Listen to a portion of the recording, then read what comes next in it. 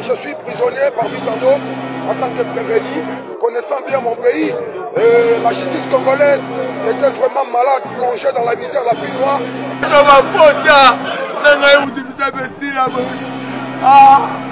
Mokonzi ya mboka Tata Félix Tshisekedi, na cadre politique et gouvernement, il y a Première ministre Judith Suminwa, apesi biso mitindo toya to désengorger prison. Ndenge boyebi tobandaki processus oyo il y a de cela 3 mois.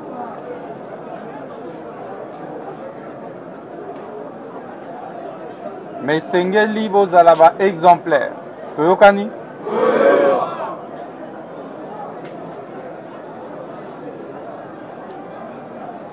Bapesi yo makoki ya kozonga na ndaku. Mais sengeli ozala désormais modèle na société. Ozala nani? Ozala nani? Lelo nga naza elenge me mokonzi ya mboka Tata Félix Tshisekedi anomenga ministre ya justice po ete nazalaki sérieux na société. Boete? Donc parmi bino ba ministre pe bazali boete? Parmi bino batu ya motuya pe bazali. Toyokani? Kosala erreur te bazongisa o lisusu awa. Toyokani? Oyo akozonga awa akozala immédiatement transféré. Akovanda lisu na makala te. Toyokani? Tata mokonzi ya mboka ayokeli bino mawa apienga makoki ya ko libérer bino. Toyokani? Pour te permettre de exécuter politique, plan d'action et gouvernement concernant la prison. Tozo désengorger pour na ko réhabiliter la prison nyuso. Toyokani? D'abord mi benda matoi malamu, alebo simba matoi na bino malamu. Boye baete, ça ne sert à rien. Yako zala manipuler na banguna pona koya ko créer désordre na prison. Toyokani? Po ete nalobela ebino bato esengeli babima bakosala nini? Bakosala nini? Lelo bozobima te? Bo décevoir mokonzi ya mboka te. Toyokani? Bo décevoir pe lokola première ministre te. Toyokani? Alors bo bete la président de la République, son excellence Félix Tshisekedi Maboko. Bo bete la pe mama première ministre Maboko. Bakobenga bino boye baete ba libération eza ya ofele. Toyokani? Eza ya nini? Eza ya nini? Soki ozali na preuve que moto moko exigaki yo mbongo esengeli o dénoncer ye après awa tokokanga ye yenda ko remplacer bino na prison. Toyokani? Nalobi ete soki moto ata moko asengaki yo mbongo akosala nini? Akokangama. Toyokani? Action ya désengorgement ezali action oyo mokonzi ya mboka na cadre politique ya désengorgement ya gouvernement a décidaki. Toyokani? Donc nga naza simple exécutant. Naza nani? Naza exécutant moko ya malamu oyo aza ko exécuter mitindo ya mokonzi ya mboka ndenge elongo bami. Toyokani? Alors, Bakobengi Sabino, Bozonga na banda kuna bino, Bozala ba modèle. Merci beaucoup. Premièrement, on a fait sinon un remerciement. D'abord, on a chef de l'État, son Excellence Félix Tshisekedi, le col accordé ministre Naé Apé, à Luka Aya, Abimisabiso 4-4 na place Oyo, Tozo Kemba Tozaba na Lamboka, Bakanga Yanga na Yibate na Bundate, Bakanga Kanga Invaka Bunda Jiboe, Bamemanga Tina Sous-7, Bakomisinga na auditorat, Naza civil, Tala Nazo Kemba Lama Bende la Makolo. Naza civil na ibate na bundate na salelo côté naza mutu nazanga famille ndenge bazobi msanga boy na te yami c'est que mabe oto bandaki ko sala biso to changer bato cyber ba maladie c'est que au ministre sal biso mais epesi biso sous encore un plus bolimbisa biso papa ministre yoka kolela ba na yo tala dossier na biso papa toyeba juridiction civile te toyeba juridiction militaire mais toza ba civil c'est que papa tala problème na biso ba peuple nomano ba civil toza ba soldat te lelo ba benga na juridiction militaire na bima c'est que nzambe ndenga sunginga na kozongela lisusu makambo ba kosela kinga ite c'est que na zwi mayele o na lingaki na loba ya muke yango le côté vagabondage kaka depuis bakangai le collier pola donc passement bien exacté mon colo solo na pro des gens ni sende attendez biso abimisa biso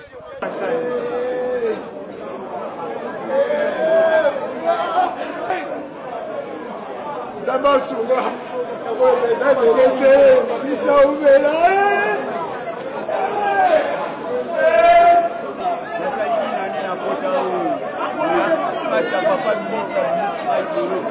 merci mon papa ministre Zambaba de la Basile Banzebele. Comment est pour mamie Nicolas pour mamie Nassé Aoumé la libéra c'est qu'on a fait voici Manzete de Maribende.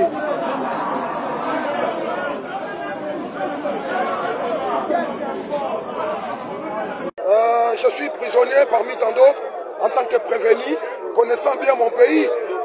La justice congolaise était vraiment malade, plongée dans la misère la plus noire et la plus sombre de la planète pendant plus de 4 décennies. Mais au jour d'aujourd'hui, avec Constant Moutamba, c'est la justice congolaise dans l'innovation au temps présent.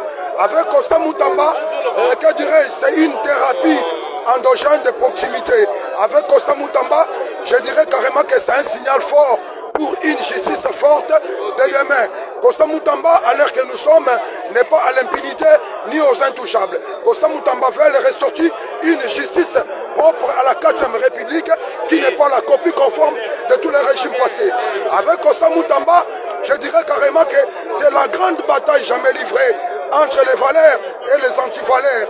Nous demandons à son Excellence, Monsieur le Président de la République, de bien confier sa mission à Constant Moutamba parce que nous avons dit le renouvellement de la classe politique ne consiste pas à remplacer des vieux par des jeunes, ni des anciens par des nouveaux, mais cela demande tout simplement à renverser l'échelle des valeurs, en remplaçant la moralité par l'immoralité par la moralité, l'étraitisme par le patriotisme. Et que dirais-je, la malhonnêteté par l'intégrité. Voilà pourquoi nous disons, il est temps que les médiocres dégagent et que les hommes intègres prennent les choses en main pour faire pousser notre pays vers l'émergence. Car la justice élève une nation. Donc c'est-à-dire, les juges sont en train de boutiquer avec des avocats. Le magistrat est en train de boutiquer avec des avocats et des juges avec de greffiers. Donc la justice, elle est malade. Mais avec Constant Moutamba, voilà l'homme qu'il faut à la place qu'il faut. Merci.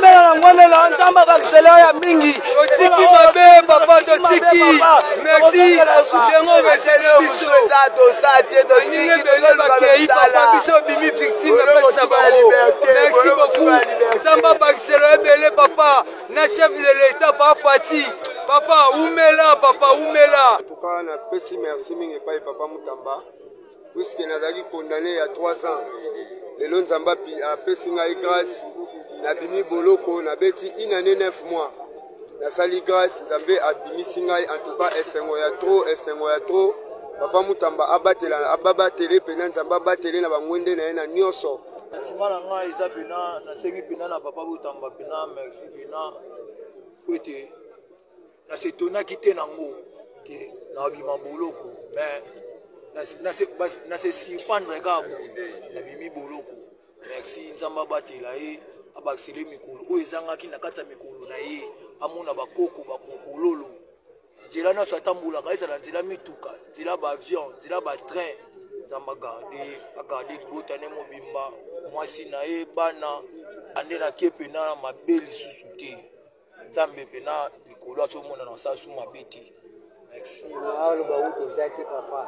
Merci bien. C'est que nous avons mis katika siko na morning na misi ni bakufi.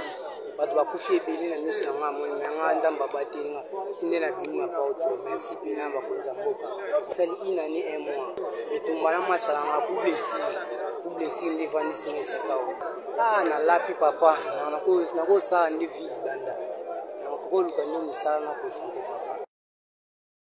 Tantima isalinga papa de paka nganga na mbele merci ka ministre aumela pena pondene merci père asa mabete na chiki d'un bus pour le transport des agents et cadres de notre ministère, l'ouverture d'une cafétéria que certains qualifiaient d'une action éphémère, l'amélioration des conditions de vie des prisonniers en leur achetant des matelas, le lancement du processus de désengorgement des prisons par la PODICO, proposition à la libération conditionnelle. La maximisation des recettes par des services d'assiette, l'opérationnalisation du processus d'indemnisation des victimes de la guerre de 6 jours à Kisangani entre les Rwandais et les Ougandais, l'octroi des véhicules à la police judiciaire pour les opérations de lutte contre les antivaleurs, l'implantation des guichets de proximité auprès des services d'assiette, des juridictions et des offices de parquet en vue d'éviter l'évasion fiscale et de maximiser les recettes. La réfection de fond en comble du palais de justice afin de permettre aux fonctionnaires de travailler dans des conditions humaines. Le projet de prise en charge médicale des magistrats et des fonctionnaires de la justice. L'informatisation et la sécurisation du certificat de nationalité. La dotation du sceau de la République et du sceau officiel à toutes les institutions publiques de l'État et tant d'autres dont la liste n'est pas exhaustive. Je suis Jules Amani, membre de la campagne Chie Base, Matheus Fenapita, Bassi et l'équipe. Là, nous sommes sur la route RMD, la route nationale numéro 2, route qui mène du Cap vers Ouadou. Tel que vous voyez les temps de la petite route, il y a des travaux qui se font, qui s'étaient entamés sur la petite route par la société Sokop. Mais malheureusement, nous déplorons cet état, d'autant plus que d'ici là, il y a la saison de pluie qui nous attend, qui toque déjà sur nos portes. Alors nous craignons quelle sera la suite, d'autant plus que même tel que vous voyez cette route, il y a vraiment, c'est une situation à déplorer.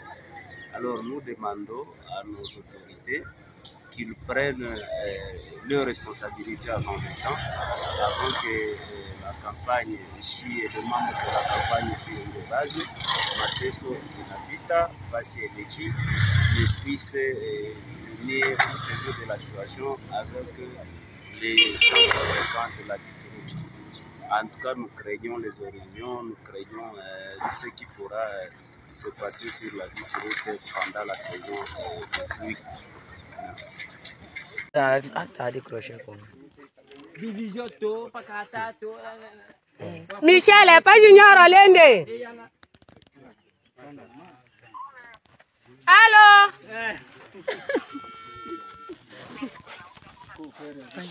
Diminyamo ade pas Junior, Mambola pas Junior, Nderende. Allô? Apa Junior Olende, Apa Junior Olende.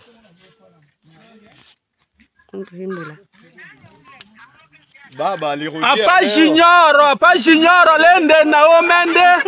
Apa Junior Olende na. Allô? Est-ce que vous avez makamuna zomona? Apa Junior yo mema onde. Baba Lirudi leo bori. Allô? Baba Lirudi leo kubori.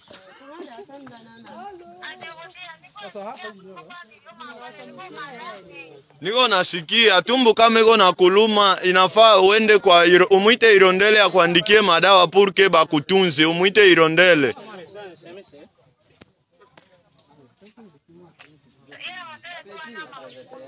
Oh, mwambito andike madawa purke bakutunze, njo juu ya nini misa nitakuya, batatosha makuta batakupatia, umuite Irondele.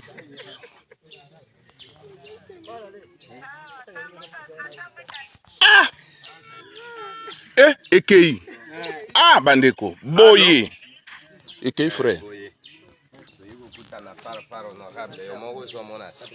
Allô? Usikose kumuita Irondele. Est-ce que vous avez mona makamuna zomona? Irondele akuandikie tu ile madawa. Ah weza bazo benga, appelle bazo benga. C'est une nouvelle ère pour l'Ituri. La jeunesse s'engage de plus en plus sur la voie de la recherche de la paix en cette période de l'état de siège. Désormais, les jeunes influenceurs se lancent eux aussi dans la promotion de la paix à travers la sensibilisation sur l'éducation à la paix sur les réseaux sociaux. L'écho de cet engagement a été donné dans une soirée dénommée Bunya Amani. Les bateaux de Bunya, nous avons organisé la dite cérémonie. C'était juste pour montrer à la population de Bunya que la jeunesse de Bunya, nous sommes capables de motiver nos jeunes, nous sommes capables d'appeler nos jeunes à déclarer la paix et à promouvoir la paix dans notre province. Je suis l'une des tiktokeuses de la ville de Bunya. Je demande à mes frères ituriennes et ituriens, en tout cas de s'aimer, ayons l'amour, car l'amour c'est une chose qui supporte tout, et grâce à cet amour on peut évoluer et on peut éviter certaines choses qui peuvent nous arriver dans la vie quand on a l'amour. Présent à cette cérémonie, le député provincial Jacques Lebissabo a salué cette initiative de jeunes influenceurs de l'Ituri qui marque un grand pas dans le processus de paix à travers un éveil des consciences collectives de ces jeunes qui ont un pouvoir d'apporter les changements considérables partant de leur popularité. Occasion pour ces jeunes députés de lancer un message fort aux jeunes manipulés et leurs manipulateurs aux fins mesquins contre l'Ituri. Un message clair que je vais lancer à toute la jeunesse iturienne est de privilégier ceux qui nous unissent et bannir tout ce qui nous divise.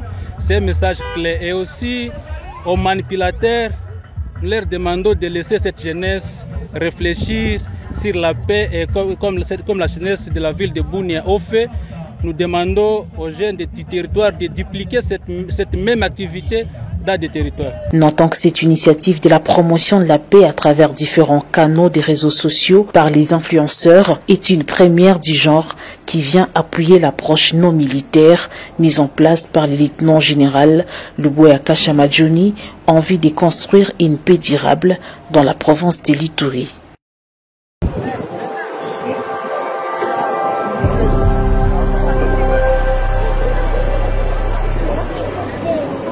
César. Ah, je suis content de vous voir. Vous êtes aussi content de me voir? Oui. Ok, venez, rapprochez-vous de moi.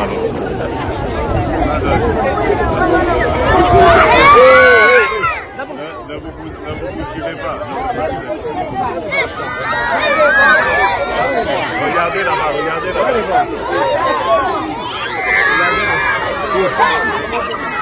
Regardez là-bas. Regardez la photographe. Attention